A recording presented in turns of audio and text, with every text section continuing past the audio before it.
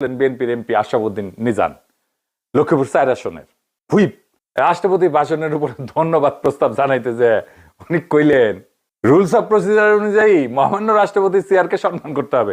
সম্মান রেখেই বলতেছি, ওই চেয়ারকে ধন্যবাদ দিচ্ছি কিন্তু ওই প্রতিষ্ঠানকে, কিন্তু মহামান্য রাষ্ট্রপতি ব্যক্তি শাহাবুদ্দিন চুপ্পুকে আমি ধন্যবাদ জানাইতে পারলাম না বলে আমি দুঃখিত।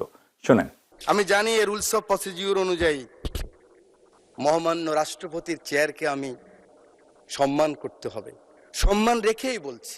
ওই চেয়ারকে ধন্যবাদ দিচ্ছি, ও প্রতিষ্ঠানকে, কিন্তু মহামান্য রাষ্ট্রপতিকে ব্যক্তি শাহাবুদ্দিন চুপ্পু সাহেবকে আমি কিন্তু ধন্যবাদ জানাতে পারলাম না বলে আমি দুঃখিত। শুনেছেন?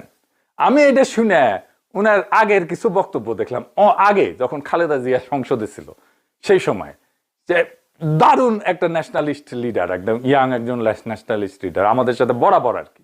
দেখেন, শুনেন তার বক্তব্য, শুনুন। শুনে এই যে যুগান্তর সহ অনেক পত্রিকা 12/5/2013 তারিখে লিখেছেন 1,50,000 গোলা বারুদ ব্যবহার করেছে। আমি সেই সম্বন্ধে বলতে চাই না, কিন্তু এই কওমি মাদ্রাসার মানুষগুলি, এই ফুরকানিয়া মাদ্রাসার মানুষগুলি, এই মাদ্রাসার মানুষগুলি, মসজিদের মুয়াজ্জিন ইমাম সাহেব, আপনাকে, আমাকে, সকলকে, অনেককে, যারা মুসলমান, আমার মা যখন আমাকে ফুরকানিয়া পাঠিয়েছেন, বিসমিল্লাহির রহমানির রহিম আমি যখন শিখলাম, আউযুবিল্লাহ শিখলাম, এই মানুষগুলির হাতেই। এই মানুষগুলি আমাকে শিখেছে মৃত্যুর পরে মান রব্বুকা মান হাযা, মান রব্বুকা মান দীনুকা মান হাযাল্লাযী ফিহি। এই মানুষটা শিখিয়েছে আমার মৃত্যুর পরে যখন কবরে রাখবেন, মিনহা খালাকনাকুম ওয়া ফিহা নুঈদুকুম ওয়া মিনহা নুখরিজুকুম তারাতুন উখরা। আল্লাহ মাটি থেকে তিনি এসেছেন, এই মাটিতে আবার তাকে রেখে গেলাম।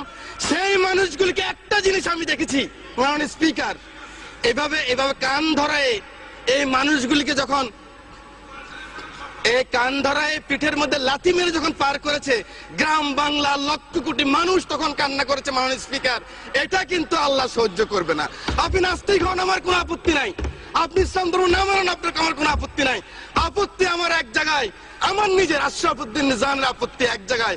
আমার কোরআন নিয়ে কথা বললে, আমার রাসূল নিয়ে কথা বললে, I am the last person. আমাকে জেলে নিবেন না কোথায় নিবেন আমার কোনো যায় আসে না, আমি কিন্তু প্রতিবাদ করবই করবো। মাননীয় স্পিকার, শুনেছেন? উনি আরো বলছেন যে মানুষ হিংসার প্রতিহিংসার রাজনীতি দেখতে চায় না। বাংলাদেশের মানুষের আকাঙ্ক্ষা এই রাজনীতি, মানুষ আর এই হিংসা প্রতিহিংসা আর দেখতে চায় না।